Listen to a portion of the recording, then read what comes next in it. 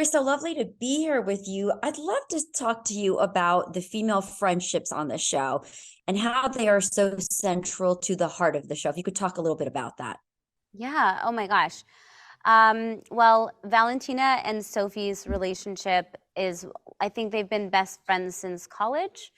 And it's a really prevalent um, understanding between the two of them that they come first. Like they lean on each other the most. Whenever there's a problem, they find each other, and it's like almost like the other one knows. You know, you hear that weird like twin energy. That's Yes. kind of, I think, what happens between Val and Sophie, which is extremely sweet. And Francie and I have a really good relationship in real life. And if we didn't, I think it would be really hard to find that on screen chemistry of true friendship and meaning between, two women in their 30s and what they're going through and how they need support.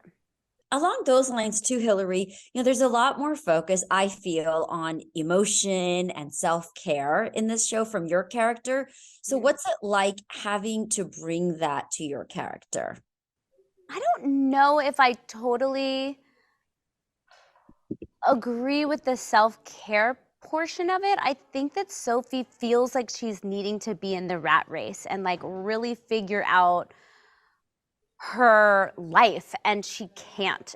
She's up against this thing where she hasn't like ever met her dad, and her relationship with her mom's a little strained, and she can't like get a good job that's providing a good income, but she's not necessarily like a messy person.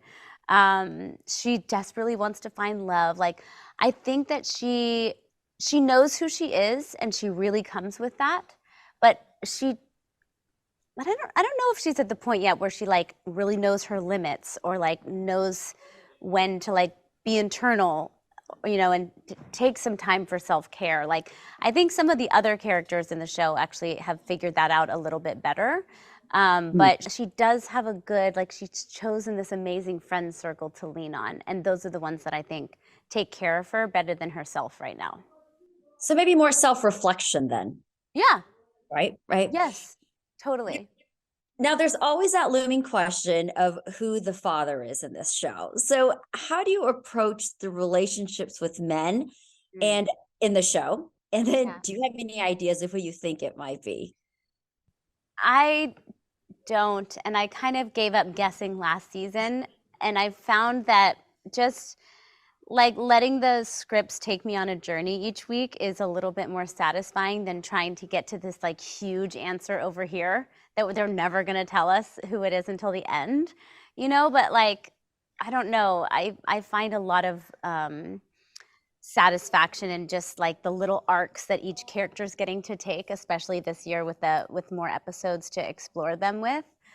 Um, but I feel like it could be Josh Peck.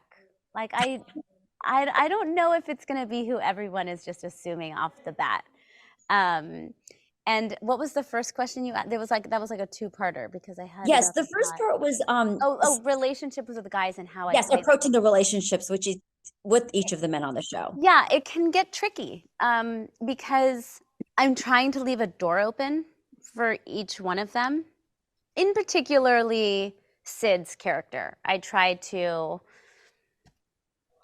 in moments that aren't, I can tell where the writers are like creating a little moment for us, but he's also a married man, and I know his girlfriend, and like that's not really the style of our show to be like cheating Mhm. and this and that. But I do have to leave certain moments open and kind of create some small relationship between each one of the guys, because I think that they want that the possibilities there always. So sometimes it is a little tricky to play. And I have just a minute, under a minute left. So I'm going to leave with asking you, your wardrobe is so much fun. I love seeing what you come up with. How much involvement do you have as far as that goes, or the process of it? You know what? I love our wardrober so much, Sarah. She's incredible. she was actually the assistant to our first wardrober, like the season 1, and I really hit it off with her, and we had a great rapport. And as the season starts, I always say, like, here's what I'm into, this is what I'm really feeling. I feel like it would be fun for Sophie to have a moment like this and a moment like that, and I'll send her looks that I like. But she's incredible. She is like a vintage hunter. We both have fallen in love with each other because we both adore belts. So Sophie wears a lot of belts this season. And I'd say it's a very collaborative process. But I trust her vision with my character when I'm not able to be as involved. And she has a very good eye. Also, she dresses every single one of us. And the amount of clothes, because our writers have this habit, which is great for our show, but writing these quick pops, flash forwards, flashbacks, quick pop here, quick pop there. And so the amount of clothes we have to have is insane. And that girl really has her work cut out for her, and just does a phenomenal job. Well, thank you so much, Hilary. Such a pleasure speaking with you, and congrats on this show. It's always fun seeing what you're up to. Oh my gosh, thank you so much. We're having the time over here, and it's really nice to hear that people are enjoying the show. Thank you.